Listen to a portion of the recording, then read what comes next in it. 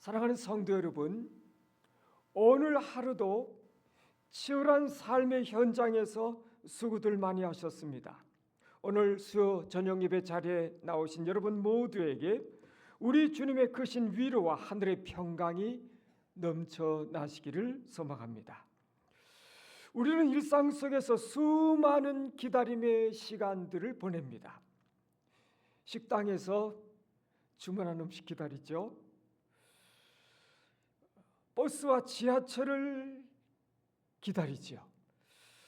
때로는 간절한 기도 제목이 응답하기를 눈물로 간절히 기다립니다. 어떤 기다림은 지루합니다. 그런데 또 어떤 기다림은 우리를 설레게 하는 기다림도 있습니다. 극한의 상황 속에서 이루어진 역사적인 기다림의 실화 하나를 여러분에게 소개해드리고 싶습니다. 영국의 남극 탐험가 어니스트 세클턴의 이야기입니다. 1914년 세클턴과 27명의 대원들은 처음으로 남극 대륙 횡단을 계획합니다. 그리고 이제 그 배를 이제 끌고 남극에 간 거죠. 그런데 배가 남극의 빙하에 갇혀서 부서져 버렸어요. 파손해 버렸어요. 그러니까 아주 절망적인 상황을 맞이하게 된 거죠. 이들은 얼음 바다를 표류하다가 무인도인 코끼리 섬에 고립되고 맙니다. 식량은 떨어져 가고요. 희망이 보이지 않게 되자 대장인 세클턴은 5명의 대원만을 데리고 구조선을 구하기 위해서 작은 보트에 의지해서 목숨을 건 기나긴 항해를 떠납니다. 자그마치 1300km, 4달이 넘는 긴 항해였습니다. 이 당시에는 기약이 없는 항해였습니다. 떠나면서 대장 세클턴이 남긴 말은 한마디였습니다. 내가 반드시 돌아오겠다. 그러니 살아서 기다려달라. 코끼리 섬에 남겨진 22명의 대원들은요, 언제 돌아올지 모르는 이 대장을 무려 137일 동안 기다렸습니다. 뭐 왔으니까 137일이죠. 안 오면 뭐 기약이 없는 거죠. 재미있는 사실은 이들은 그냥 넋을 놓고 바다만 바라본 게 아니었다고 하는 거예요. 부대장 프랭크 와일드의 지휘 아래서 그들은 매일매일 아침 일찍 일어나면요, 침낭을 개고 식량을 나누고 언제든 구조선이 오면 탈 수 있도록 짐을 완벽하게 꾸려놨다고 합니다. 날마다 그렇게 떠날 준비를 한 거예요. 그러다가 어느 날 오늘은 안 올 것 같은데요, 이렇게 불평의 말이 터져 나오면 와일드는 이렇게 대답했다고 합니다. 아니, 우리 대장님은 오늘 오실지도 몰라. 준비해야 돼. 마침내 137일이 지난 어느 날 세클턴이 칠레 해군의 구조선을 이끌고 나타났습니다. 단 한 명의 낙오자도 없이 22명 대장을 포함한 23명 전원이 살아서 고향으로 돌아가는 기적이 일어난 것이죠. 대장의 약속을 믿고 매일 아침 오늘을 준비한 것입니다. 성도 여러분, 우리가 읽은 요한계시록의 이 마지막 장은 마치 세클턴이 대원들에게 남긴 약속과도 같습니다. 성경 전체에 웅장한 대단원을 내리면서 우리의 영원한 영적 대장이신 예수님이 우리에게 너무나도 분명한 약속, 확실한 약속 하나를 주십니다. 바로 내가 속히 오리라. 이 약속을 붙들고 살아가는 우리는 과연 어떠한 삶의 태도를 가져야 할 것인가 하는 것입니다. 오늘 본문을 통해 세 가지 영적 원리를 함께 나누고자 합니다. 첫째로, 우리는 말씀의 신뢰성을 완전히 회복해야 된다 하는 것입니다. 6절을 다시 한번 볼까요? 천사가 사도 요한에게 이렇게 말합니다. 또 그가 네게 말하기를 이 말은 신실하고 참된지라. 신실하고 참되다. 이것은 참되고 진실한 말씀이다. 여러분, 우리는 정보의 홍수 속에 오늘을 살고 있습니다. 스마트폰만 한번 열어보세요. 온갖 뉴스, 국내 뉴스, 해외 뉴스, 수많은 정보들이 쏟아지고 있습니다. 쏟아지고 있어요. 그런데 그 수많은 정보 가운데는 진짜 정보도 있지만 사람을 현혹하게 하는 가짜 뉴스도 너무너무 많습니다.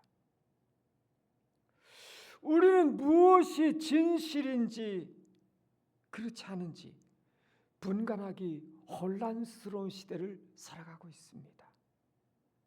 그런데 하나님은요, 요한계시록의 모든 계시, 창세기부터 이어져 온 성경 전체의 계시를 마무리하시면서 이 말씀이 참되고 신실하고 참되다 도장을 팍 찍어주시는 것입니다. 여기서 신실하고 참된으로 번역된 헬라어 원어는 피스토이 카이 알레티노예요. 피스토스, 이건 변함없는 신뢰성, 확실성, 신빙성, 신뢰할 수 있는, 확신할 수 있는. 그러니까 결코 변함이 없어서 100% 믿고 나의 인생을 걸 수 있다, 이런 뜻이 이 안에 담겨 있습니다. 알레티노스, 이것은 짝퉁이 아니라 진짜다, 이런 말씀입니다. 정말 그렇지 않습니까? 세상의 부동산 전망, 주식 전문가들의 말, 이거 틀릴 때도 많잖아요. 그러나 영원토록 변치 않으시는 분은 오직 우리 주님이시죠. 그분의 말씀뿐입니다.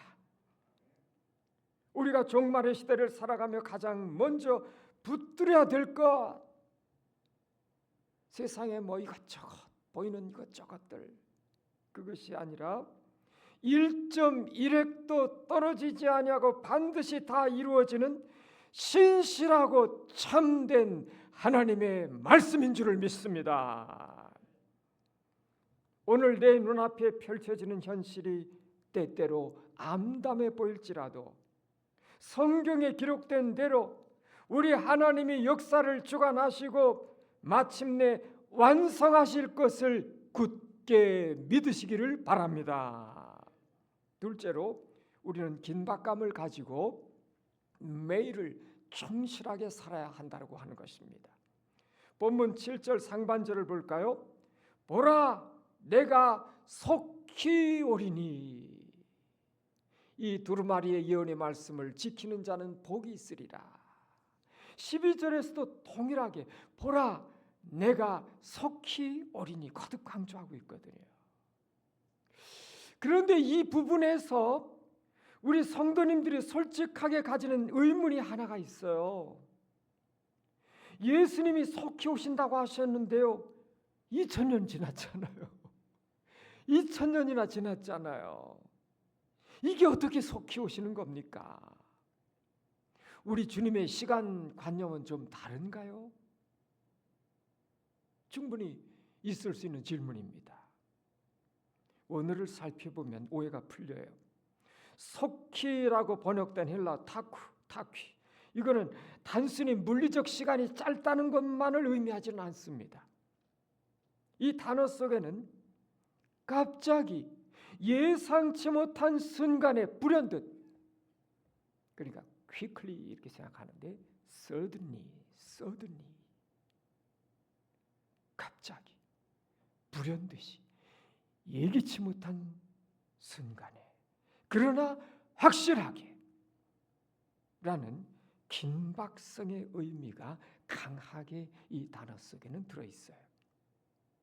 그러니까 주님의 재림이 한없이 지연되고 있는 것이 아니라 우리가 전혀 예상하지 못한 일상의 어느 날 도둑같이 갑작스럽게 그러나 반드시 일어난다, 이런 의미를 가지고 있습니다.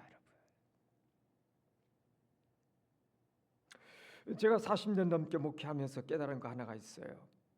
성경이 말하는 종말론은 우리의 현실을 도피하게 만들지 않는다고 하는 것입니다. 우리가 믿는 개혁주의 신학의 종말론, 특별히 무천년설 입장에서 보면 예수님이 2000년 전 이 땅에 오셨을 때에 이미 하나님의 나라는 우리 가운데 시작이 되었습니다. 그리고 주님이 다시 오시는 그날 그 나라는 눈부시게 완성될 것입니다. 그래서 이렇게 이런 표현을 씁니다. 극치에 이르는 하나님의 나라.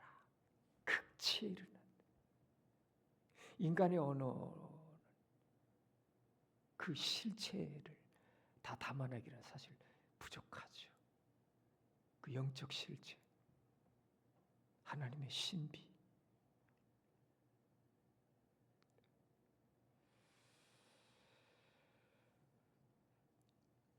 우리는 이미와 아직 사이의 긴장 속을 살아가고 있어요. 하나님의 나라는 이미 임했어요. 오셨어요. 그러나 아직 그 완성, 미래의 완성은 그 나라의 완성은 아직 오지 않았다는 거죠. 미래에 있다 이거죠. 그 긴장 속에 살아가고 있는 것입니다. 성도가.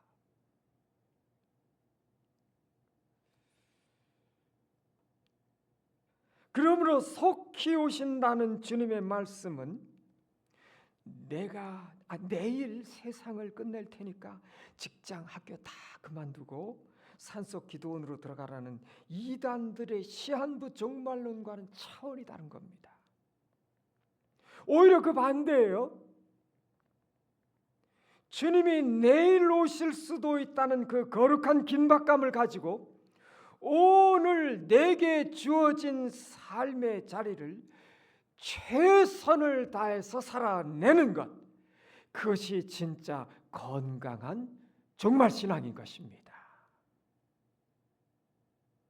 매일 아침 남국의 얼음 위에서 침낭을 개며 구조선을 기다렸던 세틀턴의 대원들처럼 하루하루 내게 맡겨진 가족들을 사랑하고요, 직장에서 성실하게 일하면서 이웃을 섬기는 그 일상이 바로 다시 오실 우리 주님을 맞이하는 가장 거룩한 준비가 된다 하는 것입니다.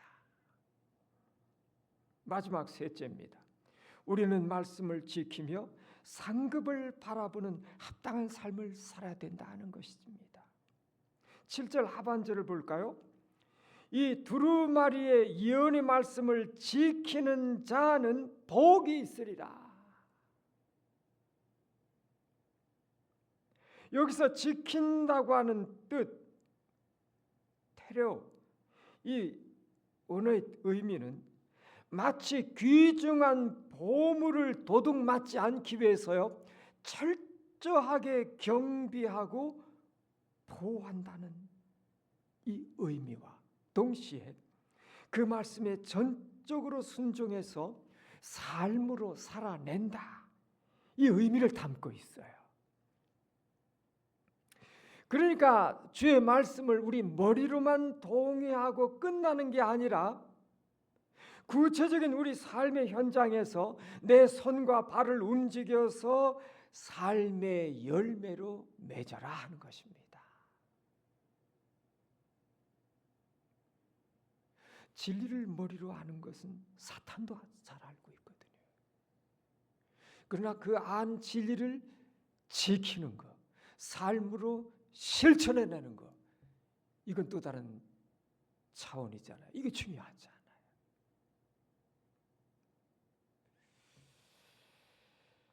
존 파이퍼는 이렇게 우리에게 도전하고 있습니다. 우리가 구원받은 것은 값없는 은혜이지만, 그렇죠? 구원은 전적인 하나님의 은혜로만 가능합니다. 우리가 구원받은 것은 값없는 은혜이지만 우리가 하늘에서 받을 상급은 이 땅에서 얼마나 치열하게 말씀을 살아냈느냐에 달려 있습니다. 은혜는 우리를 천국으로 이끌고 순종은 천국에서의 우리의 크기를 결정합니다. 이렇게 얘기합니다.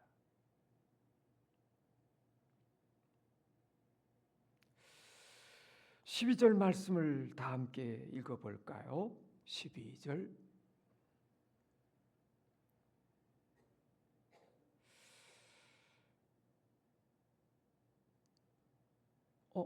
12절. 예, 12절.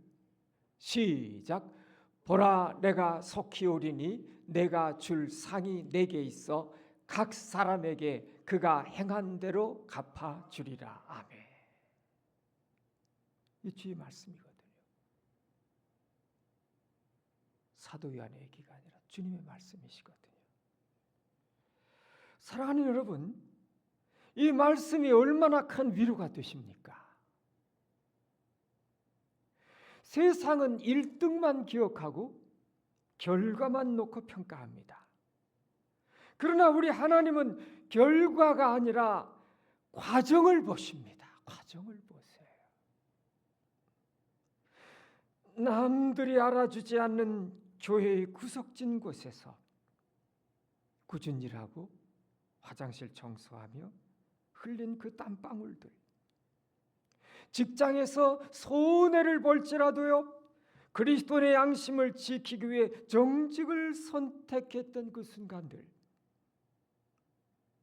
육아의 고단함 속에서도 자녀의 영혼을 위해 눈물로 기도했던 그 수많은 밤들, 그 모든 것을 세상은 몰라주어도 우리 주님은 다 기억하고 계신다고 하는 것입니다. 내가 다 안다. 내가 다 보았노라. 내가 나를 위해, 나의 말씀을 지키기 위해 흘린 그 수많은 밤들의 눈물을 내가 너희가 행한 대로 다 갚아주리라. 이것이 오늘 밤 지친 여러분의 어깨를 토닥이시며 주시는 주의 음성인 줄로 믿습니다. 말씀을 맺습니다. 요한계시록은 결코 우리에게 겁을 주기 위해 쓰인 무섭고 난해한 책은 아닙니다. 오히려 로마 제국의 그 무시무시한 핍박과 삶의 무거운 짐에 짓눌려 고통받던 1세기 초대교회 성도들을 위로하고 안아주기 위해 주신 희망의 서신입니다. 사자밥이 되고 불에 타 죽을 위기 앞에서도 그들은 내가 속히 오리라, 이 주님의 약속 하나에 의지해서 어둠, 고난의 어두운 밤에서도 찬양을 불렀습니다. 오늘 이 예배 자리에 나오신 성도 여러분, 삶이 참 팍팍하고 고단하시지는 않습니까? 자녀 문제로, 경제적 어려움으로, 육신의 질병으로 깊은 탄식을 하고 계시지는 않습니까? 흔들리지 않는 신실하고 참된 주의 말씀을 굳게 붙드시기를 바랍니다. 우리 주님은 반드시 오실 것입니다. 속히 오실 것입니다. 눈물로 씨를 뿌린 여러분의 모든 수고를 다 닦아주시고 빛나는 상급으로 반드시 갚아주실 것입니다. 이 영광스러운 소망을 가슴에 품으시고 남은 한 주간의 일상 속에서도 묵묵히 그러나 기쁨으로 승리하며 살아내시는 모든 분들이 되시기를 주님의 이름으로 간절히 축원합니다. 기도합시다. 사랑과 은혜가 풍성하신 하나님 아버지, 오늘 수요 예배를 통해 내가 속히 오겠노라는 주님의 귀한 약속 다시 우리 모두의 마음에 새기게 하시니 진정으로 감사를 드립니다.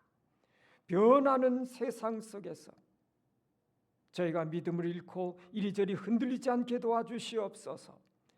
신실하고 영원하시고 참되신 주님의 말씀만을 우리 삶의 영원한 닻으로 삼게 하여 주시옵소서.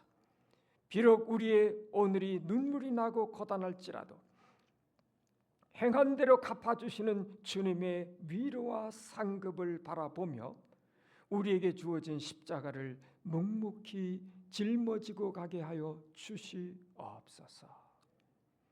주님 다시 오시는 그날까지 삶의 매 순간을 예언의 말씀을 생명처럼 지키며 살아내는 참된 믿음의 사람들로 우리 모두를 빚어주시기를 원합니다. 예수님의 이름으로 간절히 기도합니다. 아멘.